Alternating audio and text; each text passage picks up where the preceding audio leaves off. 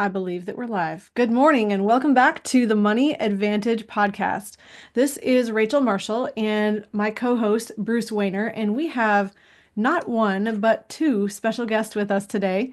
And I'm really excited to introduce you to this conversation around the idea of preserving family legacies, preserving family photos and memories and documents, and really the key things that build up your family history and that you really want to maintain for generations to come. So, Mark Anderson and Hadley Grow, welcome to the show. Thanks so much, Rachel. It's a pleasure to be here. Thank you so much. Awesome. Well, if you are in a position of thinking about your legacy, whether from the vantage point of wanting to make sure that your generations after you remember the things that were important to you and you want to tell your story and share your story, or if you're digging into even family genealogy and research and you're looking at your parents, maybe your grandparents, and there's photos and there's documents and marriage certificates and cards and letters and things that you wish you could maintain and keep and make sure that your kids and your grandkids can see these things and maybe even have them available to multiple family members, not just the one physical document, but making sure that multiple family members can grab a hold of that. This is a conversation for you to listen into today because we're talking to some people who are really key in leading this industry of helping preserve family legacies.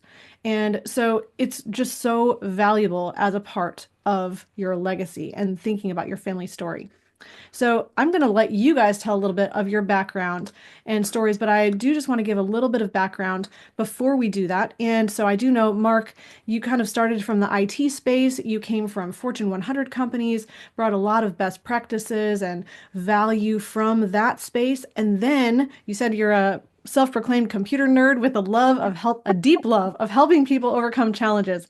I love that. You're seeing the people and the technology side coming together. And he really started this whole work with Anderson Archival and I don't want to say it wrong here, Anderson Technologies. And so with that, then we have Hadley Grow, who is second generation in the business to bring that IT expertise and really be able to continue building up a company with processes and having that just infrastructure to be able to serve clients really well. And so we're so excited to be able to share what you guys have to offer, what you're doing in your business, and the fact that you guys are a multi-generational business, which is just so fascinating. So yes, so Bruce, I know that you've had a conversation with them in advance. Just I'd love to hear your thoughts about this whole topic as we're diving into this great conversation today. Well, one of my most prized possessions is several years ago, a I don't know what you would call it, an uncle by marriage. I would actually call it, well, yeah, a great uncle by marriage, actually dove into our family history all the way back to Fulda, Germany, in about 1852, and did a you guys, I think both Hadley and Mark will love this. They actually wrote a book with over 2,500 citations of research. And the book is 458 pages and it's hardbound. And it includes pictures that were digitized into the book. And it's one of my most prized possessions. And so now I look back, and I'll give a quick history on it. Nicholas and Lawrence came from Fulda, Germany. They immigrated to the United States through Felds Point in Baltimore. My wife and I were on a layover about 18 months ago in Baltimore, and we were down at the harbor, and we were just wandering around. And I'll be dang if we didn't get right to the plaque where all the immigrants had unloaded. And it was actually Felds Point. And so I got chills just thinking about that, thinking about Nicholas and Lawrence getting off the boat right there and how it impacted, my family. And then I look at the history of how they then got to the Ohio River, down through Cairo, Illinois, and then up the river to Cape Girardeau, and then out to Arcadia Valley, and actually fought in World War II. And Lawrence was actually injured in World War II and had a pension from that injury, a disability pension. but I always joke around. He wasn't that injured. He had 11 kids after that, so he wasn't that injured. Um, and then Nicholas went off to St. Genevieve, Missouri, and Lawrence went off or stayed in Acadia, but his kids then migrated up to St. Louis, and then it just takes on a whole new meaning because there's a history of entrepreneurship throughout my family, and I consider myself to have started my entrepreneurship journey in the middle '70s, and I think it's just emboldened into your way of thinking, and but now I know why. My father was an entrepreneur. We just go back and forth. So that keeping that alive, and Rachel, that I don't have any children of my own, but my legacy now is being transferred, I believe, to my nieces and nephews, which I think is very, very important. They don't quite get it yet, even though they're in their 20s and early 30s. But we do a lot of life insurance sales for a variety of reasons. And I tell people the older you get, the more important the life insurance gets to you. Mhm. So I think the older you get, preserving your legacy becomes more and more important to you. Mm, absolutely. So, man, I think this is going to just be a fascinating conversation. So let's go ahead and start from Mark. If you just want to share a little bit of your background and how you got into this space, and then Hadley will share how you joined in the team, and then let's talk about what legacy means and why preserving family stories and how your work is helpful and advantageous to families who are in that space. So, Mark, do you want to go ahead and start? Absolutely. So I'm a computer scientist by schooling and started in 1989 at McDonnell Douglas. As you mentioned, Fortune 100 company. And the reason that that's important is because they trained you in the importance of maintaining confidentiality. Government contractor, right? You have projects that you're working on that you can't even mention the name of the project unless someone is cleared to also know about that project. Why that's important is we were approached probably about 17, 18 years ago by a family that had a very special collection to them. They were incredibly private people, however. So they knew that we were technologists and they knew that we were very private ourselves just from the training that we had received. I then went to IBM and ended up starting Anderson Technologies in 1995 with Amy, my wife and partner here. And they approached us and said, "We're not sure if you'll be able to help us with this idea, but we'd like to take this old material from the late 1800s and digitize it and turn it into a thing that we could then do some keyword searching on." So we dug in with that family and were able to provide a solution that absolutely met that need. And that launched then the thought, what other families are out there that have a variety of things that they might be trying to preserve, right? And you touched on it at the beginning. Really, in our heart and soul, we're just trying to help people solve problems that they're kind of so frustrated. Sometimes when Hadley and her team are talking to these individuals and they get going in the conversation in a way that they say, there might be a solution here. Mm, You can just see in their face and sort of an uplifting of thought that I think this is impossible. And then you say, it could be possible, and let's dig into it a little bit more. It's just fascinating. And I know we have some really neat stories to share with you about how we have done that for a variety of families. But preserving their legacy, number one, defining it. Like Bruce, the way I love your story, right? Everyone has their own individual story that is unique to them and their family. Your values, your traditions, any challenges and triumphs that you've come through, right? That has contributed to making that family and making that individual who you are today. Well, if you're thinking about that next generation, as you just described, Bruce, what do I want to leave? What do I want to be known for? What material might I be able to share with them in the future when I'm not here anymore and able to speak for myself? what story is going to be there. And I think when you boil it all down, it's about telling that valuable story in a way that's meaningful to that Mm. individual family. You know, it's really interesting. And I want to comment on that before we move on to your part of the story, Hadley. But what's really fascinating is that a lot of our work, and you may not know this, but a lot of our work started in the financial space. And then about 5.5 years ago, I had a near-death experience that transformed my and my husband's life and our family. And we really started thinking about the gravity of life, the shortness of it, and the greatness of it, the amount of impact that you can have, not just for yourself, but for your children and for your grandchildren.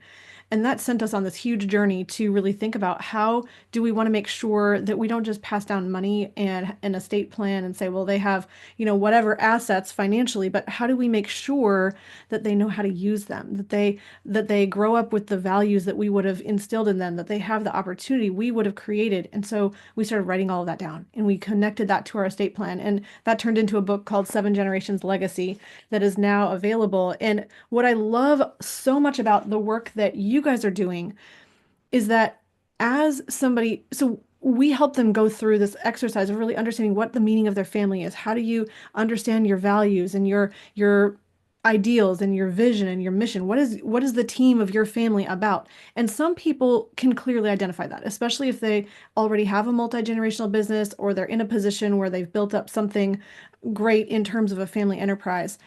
But what is really fascinating is that anybody has the ability to begin articulating what the meaning of their family is. So even if it wasn't given to you, you can begin that story. And the other key piece is that as we started looking at the value of legacy and what we had the ability to leave for our children and grandchildren, this key idea came into our space. I can't remember, it was through a podcast and somebody who had received a book that had been written by their grandparents. And Mm. there was a quote in there that had something to the effect of, you will never create anything worth remembering in future generations if you're not honoring the legacy of the past generations that were before you.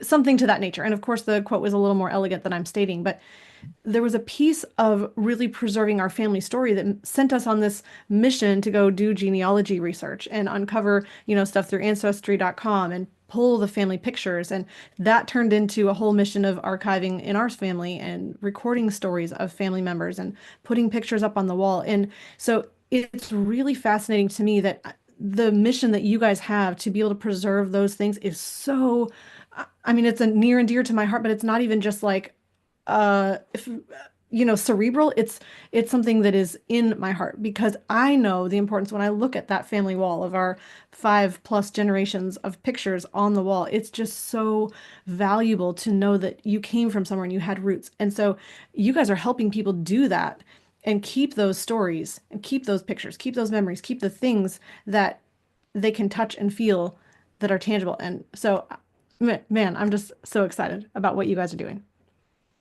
I So, love it, Rachel.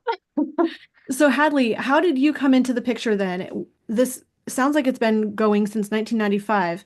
When did you come in and what has kind of shifted within you guys' sphere and your world and your space as you've come on the team? Yes, so I actually joined the team just 2 years ago, so I'm relatively new. My background is also in computer science. It's funny when because we're in a family business. When I went to school, I wasn't sure what I wanted to major in, but Mark and Amy said to me, you know what? All you have to do is do one computer science class, and if you hate it, you don't have to do it ever again. But they had me try one, and I ended up loving it. So it's funny how the family kind of tree goes, but have a technical background. I started my career at AT&T down in Dallas, Texas at the headquarters. And I was actually a cybersecurity engineer for FirstNet, which is their employers' first responders dedicated network.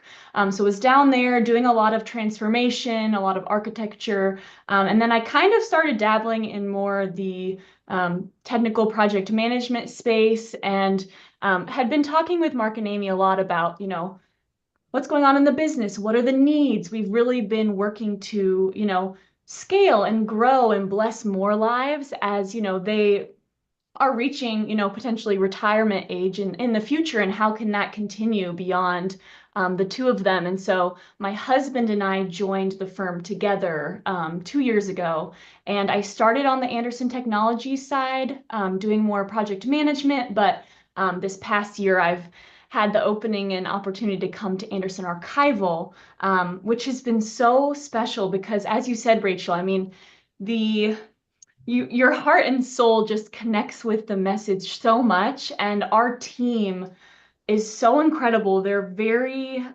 they care about these collections so much. And I think a lot of other, there are a lot of scanning vendors out there, right? But I always think of them, a lot of them are like chop shops. It's kind of all automated, you ship your stuff, it's in a warehouse, it, goes through the feeder and then you get it back. But here at Anderson Archival, we're very much, it's bespoke. We're touching everything by hand. We have, archivists with their master's degrees that truly are passionate about what we do. And so we're able to be more of a partner, which for me makes me so excited to come to work every day because I feel like what we're doing is meaningful, and seeing how families, like what Mark said, go from my vision isn't possible, I'm overwhelmed, I don't know how to start, to oh my gosh, you held my hand, you worked with me, and now I have this accessible legacy is just so rewarding. So. Mm. Oh, that's fascinating. So let's talk a little bit about who you guys are working with and who you're serving. So that piece, and then also what are those specific needs? I love how you mentioned the idea of digitizing documents for the purpose of keyword searching. I would never have thought of that. So share with us, who are you working with, and then what kinds of problems are you solving in the space? Do you want So to take that, Hadley? I can start and then you can fill in the gaps. So we generally work with families. We also work with organizations and foundations. Um, and usually the challenges that we see, there's a couple common themes. One of them, which is very common, is just I'm so overwhelmed, I don't know where to start. I recognize the value, but it's, at my aunt's house, it's in my sister's basement. Like, there's so much to go through that even the thought of having the time to start is too much. And so it ends up being 10 years later, 15 years later, and then, potentially a matriarch has passed or something has happened that kind of sparks the need to let's actually get started. But we, offer services to help with, okay, you don't want to go through everything. We can take that off your back. We can do an intake. We can discover what you have and kind of give you a very comprehensive but easy to understand document where you can say, oh, I'm able to like wrap my hands around what we have, and now I can prioritize, okay, that's not important. This is really important. Let's start there. So I think the being able to take that first step is a big victory when we're working with families. And then also the accessibility, the how can I share this with multi-generations? How can I make this accessible? Media is always changing, right? So how can I make this accessible in future?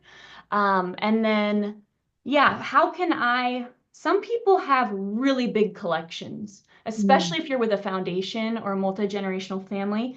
And so how can I not only digitize it, but what's next after that? How can I make it accessible so I can, like you said, Mark, search for, mom and dad's wedding in 49 or business centennial, like certain key events, and how can I pull all the assets, whether it's photos, videos, brochures, even physical items, how can they all come up in one search? And so we're able to work with some digital asset management software that kind of pulls everything together. And with AI nowadays, you're able to have that facial recognition. You're able to have that metadata tagging that makes things accessible. So even if your family, we have some families multi-continent, they can all see the same history, and it's not just people that have it in their home. So those are some of the Wow. common things that we see. I'm glad you brought up this idea of the vastness and the volume, and that makes me think, even in today's world, where you just have one phone taking a billion pictures and videos every day, going back in whatever time span that technology lasted, maybe on your iPhone and Apple Photos or something, or Google Photos, and you're in a position where you do want to have the facial recognition. I mean, those little memories that pop up and say, this one person and walking over their lifespan or this particular event, it's interesting that the organization can get lost when you have volume. And I love that you're sharing this idea that you're not just digitizing, but you're also organizing and you're making it searchable so that it can be useful and usable when a family member is putting together, I don't know, a tribute to a parent's anniversary or something like that. And just one other thing on that, Rachel, I think with the goal in mind of accessibility and being able to really use the collection to the fullest, something that we really pride ourselves in is, we're capturing the full narrative. So it's not just the photo, right? But if there's an album that's maybe so precious that it can't be taken apart, to be scanned and it needs to lay as it is, we're able to capture that with one of our scanners is a like a tabletop scanner, so it doesn't have to go through a feeder. It can be the physical object, it can take the photo, and so you don't miss all of those little handwritten, memorabilia inside of the album, which usually when you're searching, those are the kinds of words and references that you're going to want, where if you just do the photos, you kind of lose that extra dimension. So just wanted to add that as well. Ah, beautiful. Yeah. So as I try to process all this, a couple things coming to mind. And Mark, you're talking about confidentiality, but I believe I can talk about any of the stuff that's on your website, correct? Absolutely. So one of the things that hits me often is the rich history of St. Louis itself that a lot of people are not even aware of. And it comes from the fact that it was such a central hub in the turn of the century all the way up until the 50s, and to the point where a lot of people don't realize that St. Louis was the fourth largest city in the 1940s in the United States. And the kind of advancements in uh, the economy, into the character of the United States at that time, and the architecture that we have, and the arts at that time, we still have those amenities today in a much smaller situation. And we can actually access these very easily as the people of St. Louis. Mhm. And so when I looked at your website and I saw the Guarantee Electric people who actually have their roots going all the way back to the 1904 World's Fair, which Right. some people consider one of the greatest events, certainly World's Fair in the history of, of civilization, because it also had the Olympics at the same time and all the technology that came out of that World's Fair. And Guarantee was a part of it. And then you had the Harriet Tubman collection, and of course the Anheuser-Busch family, so on and so forth. That all of that. So we actually focus a lot of times about the individual families and their preservation to share with their families, just like I shared about mine. But for those families then to preserve this, to continue to share it with everybody else, I think is really, really important because um, I was just in London not too long ago, and I got to go to the Churchill war rooms. We've been And there as well. They're yeah, fabulous. and they're absolutely fascinating. And you get a different perspective of what World War II was like at that time and what the British people were going through in that situation. I knew Britain was bombed, so on and so forth, but you never realized that how close they were to not being around anymore. And if it wasn't for Churchill's leadership that was preserved, in video, in radio, in papers, people wouldn't understand that history. So the point I was trying to make is looking at your website, it's not only about preserving it for the individual families, but it's preserving, as you say, preserve, share, and utilize for other people. I love that. And it's important, yeah, to just get across. We've spoken to so many varied individuals and organizations. So any names that we share, the organizations and individuals have given us permission very clearly that we can do this. So Guarantee Electrical is one, and that's an interesting story. They had, in Raiders of the Lost Ark, that last scene of the first movie where they're in the squeaky little cart and it's going into this Going back huge to Arca, yeah. warehouse with shelves up to the ceiling. Well, Guarantee didn't quite have a warehouse that large. However, they had a room just filled with slides, photos, blueprints, project documentation from their founding to now. And the head of marketing reached out to us and we put together a plan where he's like, I don't even know really what we have, but I'd love to partner with someone who could come in and help us identify some key areas, help us then to digitize that information so that we, this very storied firm here in St. Louis, that, as you said, had the contract to electrify the World's Fair in 1904. How cool is that? To then put some of these really rich stories on their website for them to help them tell their story in a more effective way. That's one example. The Bush family was creating a room and they wanted to blow up in a very high fidelity way, black and white photos to turn into things that they could maybe have for a mural, a very large wall. You can't just put that through any kind of scanning equipment because it's too grainy, right? You need a very high resolution and wonderful equipment that helps to do that. That's another example. Hadley can tell a story of an individual from California with a multi-generational family that wanted to share these letters that there was her father and mother had been sharing during the Korean War and I think Vietnam, things like that. And then another example is the Dow Foundation in Michigan has just thousands and thousands of very important pieces of information for their foundation. And they've just put us on an annual budget. We send a courier up to Michigan, they load a vehicle, a truck, bring it down. We work on that throughout the year, give it back to them. And then the next year's budgetary cycle, we get another batch. We just got it from them, I think last month. So it's not just individuals, it can be corporations, it can be foundations, it can be non-for-profits, anyone that has any kind of history that they're trying to preserve. And then the last thing that I'd mention is something that you kind of keyed in on, Rachel, which was you have with our smartphones, right? You have all this born digital stuff is what it's called. It's almost too much. I mean, I think on my phone, I have something like 47,000 photos and 2,800 videos. Well, if I want to curate, if I'm starting to think about what kind of legacy I want to leave, I want help curating that down to a more meaningful slice of key critical information that's born digital.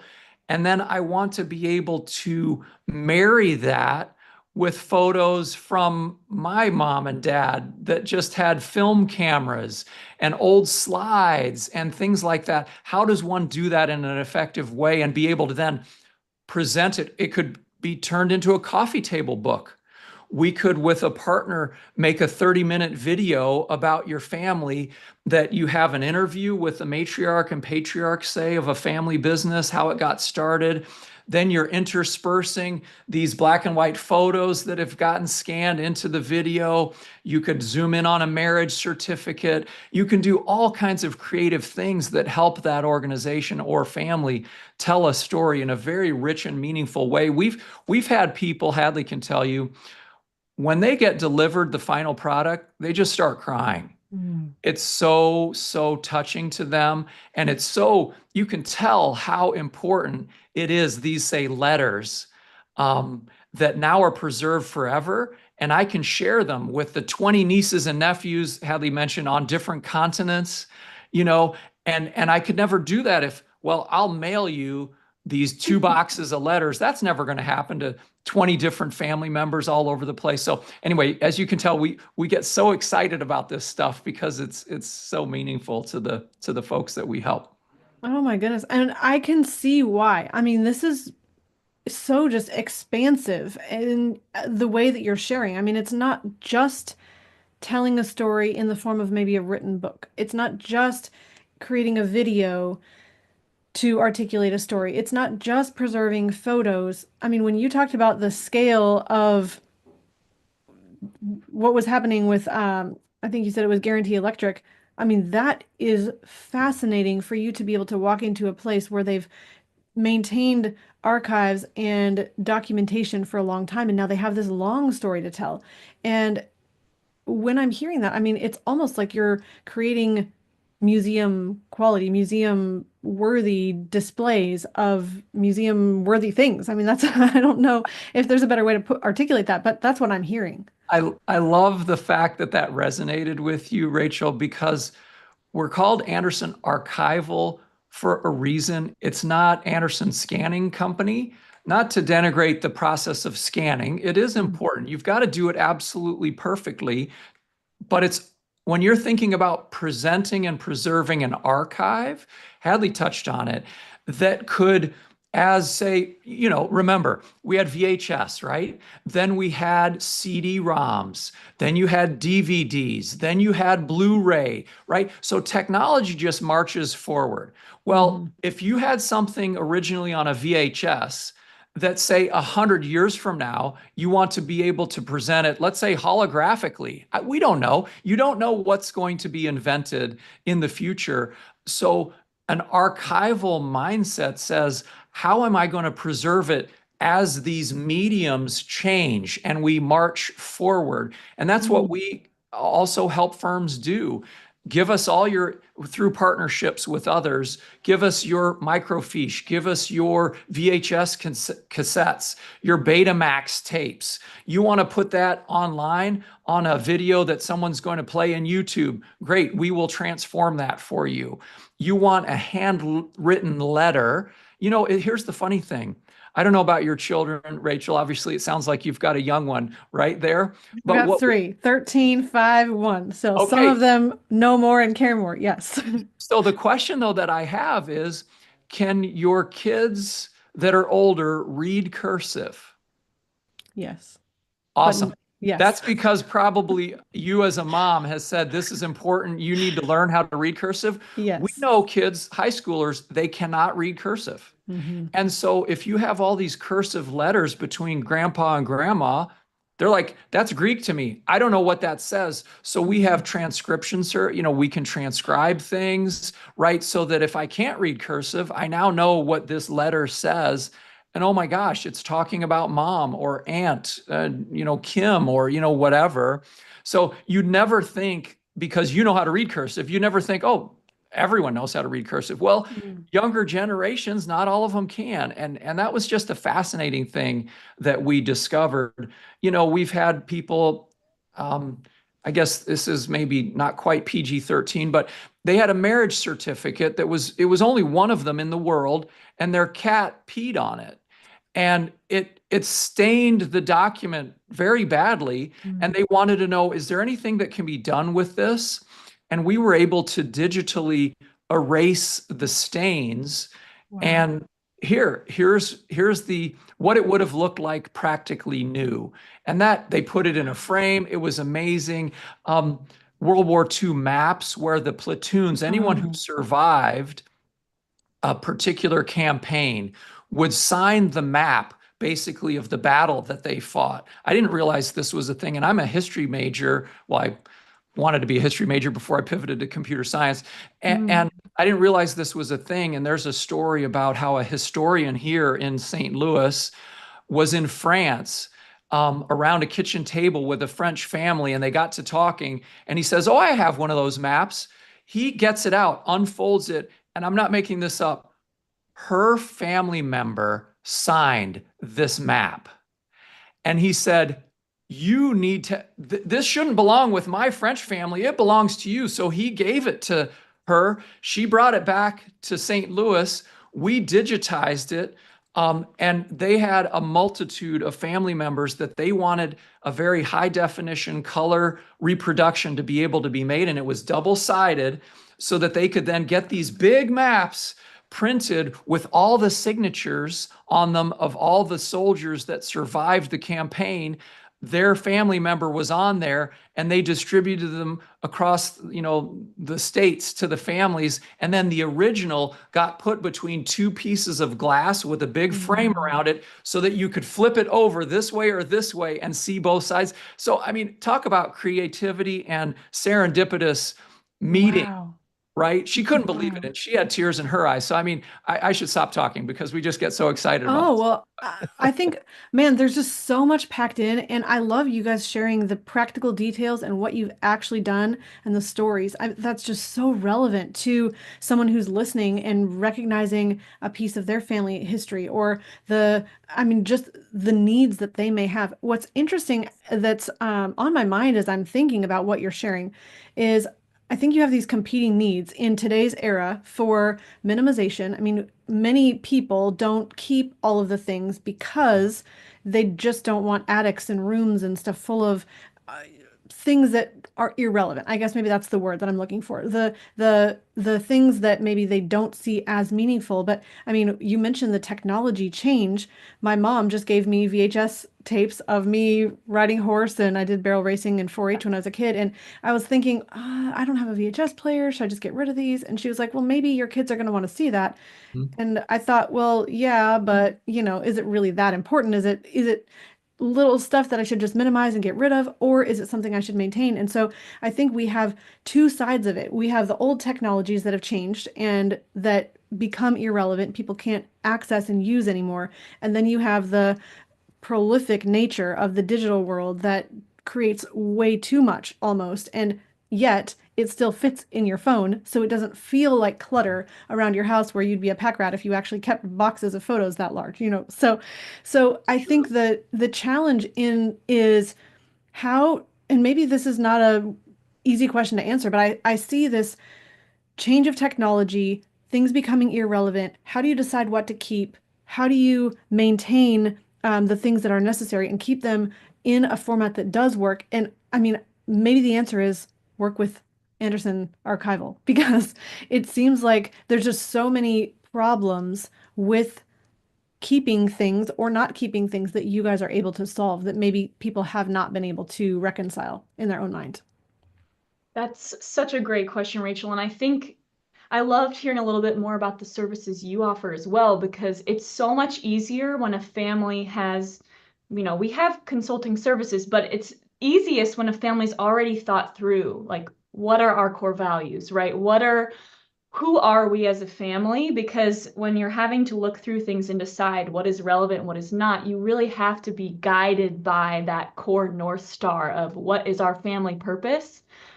Because if you Mm. don't have something to measure, just like, because we work with museums as well, and for them, they have the same issue where they have sometimes so much stuff and they have to have a guiding light of what is the purpose of our archive, and if it's outside the purpose, they have to get rid of it sometimes just to weed things out. And so, what really is the purpose of the family?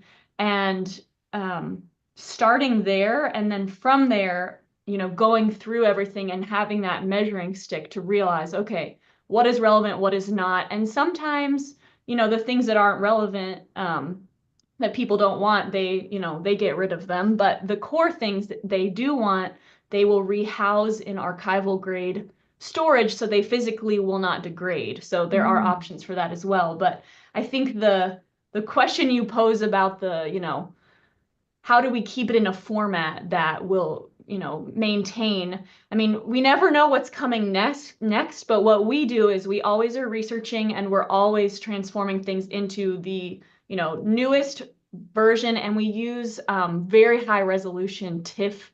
They're called TIFF images that are, honestly, they're sometimes so big because the DPI, or the dots per inch, are so high that people don't want to store them, but we keep copies of those and we usually give them to families on a hard drive if they don't want them in the cloud, but they at least have that so that when the next format comes out, it will be easy for them to just convert using something Mm. that has high quality. Oh, We that's do awesome. offer services as well for families that want to continue to work with us as a partner to keep everything relevant, because it Mhm. is a lot to keep up with. But I don't know, Mark, if you've been in the business a little longer than me, if you have any other historical knowledge there. Well, I think the question about there's so much, what do we, you mentioned being a pack rat. I think that that's where this digital asset management or DAMS system kind of comes in. We've had examples where that was essentially the case. I don't know what I don't know, but if you could throw all of these photos into a mechanism that allows us to almost crowdsource the information. What do we mean by that, right? So we had without sharing their name, we had an organization that was coming up on their 125th year anniversary. They had a lot of material, too much such that it was a club, and the newer club members didn't know who the older club members were in all these photos. So once you get it into a form that you could then open it up to the membership and say, hey, folks, we'd love, especially the more senior members of the club, could you go and look at this and then tag faces of people that you know, because we don't know. It was able to enable a richness to be developed around this material that would not have existed if, say, the newbies said, well, those are some old photos. I don't know anyone, so it doesn't really mean much to me. Versus, the folks a little bit more senior, like, holy cow, this woman was so important to our founding because, or this is the guy that won the tournament and on the 18th hole, this happened, but you all don't know that because you weren't there. You can have, through this technology, you can have people give oral histories. So here's the thing I'm looking at. I was there. I was standing on the green. Here's what happened. Let me tell you about it into the microphone, right? And for other club members, they're going to be like, holy cow, I had no idea. That's why I belong here. Our history is so rich, right? Or if we had a individual reach out to us with a very massive sports memorabilia collection. And he was concerned that no one in his family wanted it. So what do I do with it? Well, I won't speak out of turn, spent a lot of money getting this collection put together. And he knew the story about how each item came into being, how he came up with it. So we offered to put something like this together. He was intrigued about the oral history idea. As it turned out, he opted not to move forward at this time because it's this sense of feeling I'm overwhelmed. I do not know where to begin. And I'm sure, Bruce, you and Rachel get this with families that come to you that want to make sense of their, monetary thoughts. Who am I giving to what happens with the business? If it's a multi-generational business, how is this going on to the next generation? How do I do all of that? So you kind of swoop in and say, never fear, we're here, we can help. We have some ideas. Here's some questions for you. I think very similarly, we do that for folks that are interested in trying to, you take one bite of the elephant at a time and know that you've got a partner and a friend that's going to help you walk through all of that. So at any rate, it's fascinating to see what's out there. That's awesome. And go ahead. Just really quickly, and with the digital asset manager, say we start with phase one for a family and we get, phase one in there, you're able to also grant specific family members the ability to continue adding. So it kind of like lives on. If say they, loved working with us, but they're like, I think, we'll have our family. I call them family historians because I feel like there's always one member of the family that's just very gung-ho about the history and they kind of are like, come on, guys, let's go.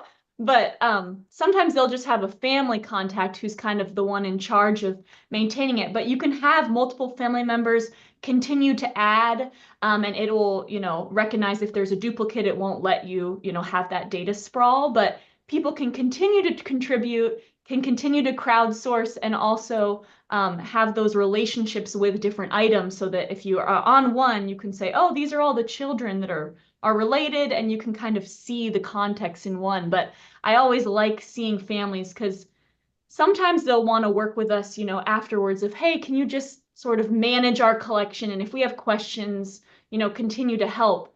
But I love to see them kind of blossom and take ownership and be like, oh, like I've got this. I want to continue to add and, maybe for the holidays, make something now that I can access it, make like right now we're working on two just very important family journals that are handwritten, and for Christmas this individual wants to have them transcribed and printed as ebooks with beautiful some photos, some drawings, and so that's just such a fun project that we can now do once you know what you have. So Oh my goodness, there's so much value in everything that you're sharing. So I wanted to just bring two ideas to the forefront and then make sure that we give you guys a chance to invite people to work with you as well. So this idea of 7 generations, when I first wrote the book, it was the idea that you can create an impact that ripples on for many generations in the future.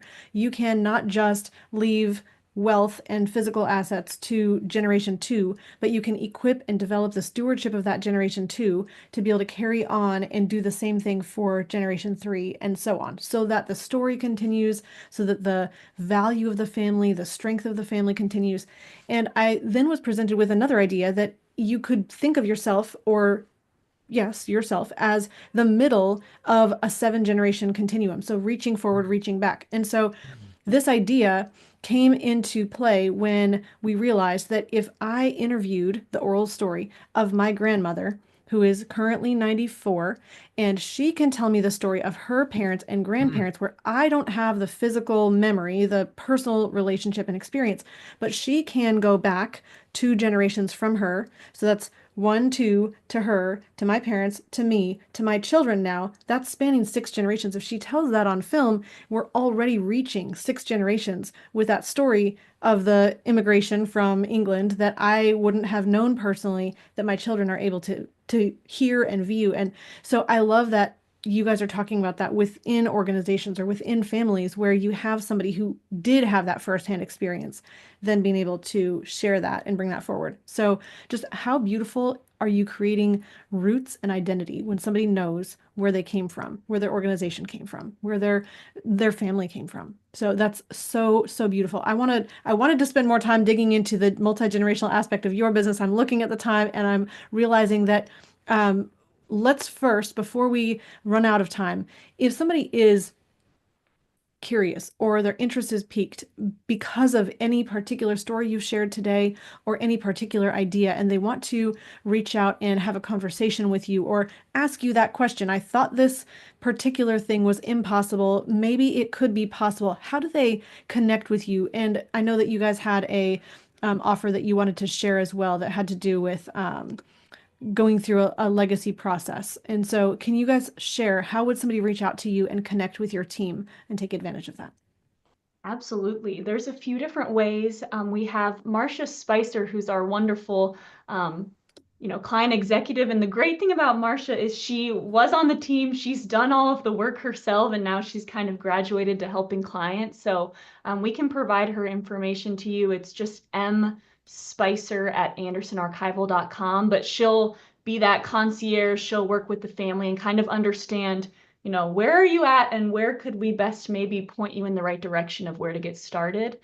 We do have a page on our website specifically about legacy packages, because some people don't know where to start. So there's some very basic standard starting places you can start before going, all in, which we can also provide that link. But if you do reach out to Marcia and you are a listener today, please let her know that you heard the Money Advantage podcast, and we'll be able to provide an extra 20% off just to get started, because we love what you all are doing. And it's so nice talking with people that are also so passionate. Like Rachel, when you're talking, and Bruce, I'm lighting up, because a lot of the piece is education. There's some families that they haven't yet understood the importance. And so the timeliness of, oh, we need to do this now while the matriarch, patriarch are still alive to tell the story. Sometimes that's an educational piece. So I love that you both are already full in, and I think there's a beautiful kind of partnership with what you all are doing as well.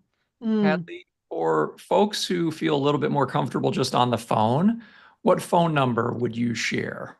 Yes. Let me pull that up. 1 second. I need Would, to. okay. And we'll I put all Mark, we'll put all this in the show notes too for people. oh, great. Yes, Okay. we will. Okay. I know that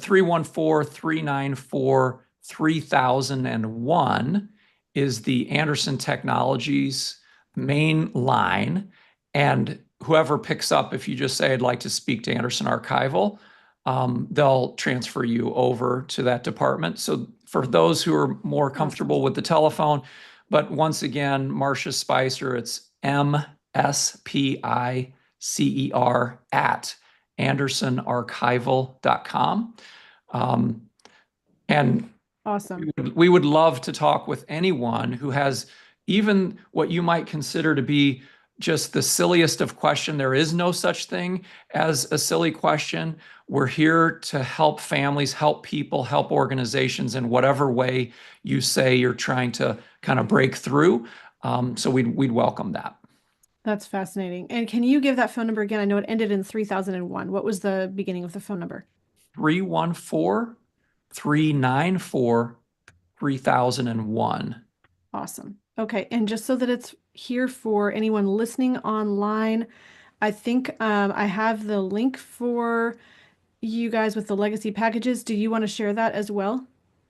Yeah, Okay. Is there an easy way to get to that? I think it's andersonarchival.com/who-we-serve/legacy packages. Is that correct? that's correct. Yes. Okay. There's some dashes in there, so we'll make sure it's plugged into the show notes as well. But make Sorry, sure you, guys. that's okay. We should have been better prepared with that. That's okay. No worries. No We worries. do want to hear from you. That's awesome. So you have multiple ways to reach out if you would like to talk with the team at Anderson Archival and Anderson Technologies. So thank you so much, Mark and Hadley, for being on the show today. Your passion shines through everything that you share. Your expertise shines through. It's very evident that you take a tremendous amount of pride in your work, that you do excellent work, and that you have just really been able to be a tremendous advantage and linchpin for families that would like to make a difference and make sure that they do preserve the things that matter most. So I would just really appreciate you guys and the opportunity to share you with our listeners and our tribe today. Bruce and Rachel, it's been an absolute honor to be here with you. Thank you for all you're doing for families as well. And can't wait to talk more in the future. Thank you so Awesome. much for having us. Awesome. Well, we're going to wrap this episode today. And in closing, please remember success leaves clues. So model the successful few, not the crowd, and build a life and business you love. We'll see you next time. Bye, guys. All right.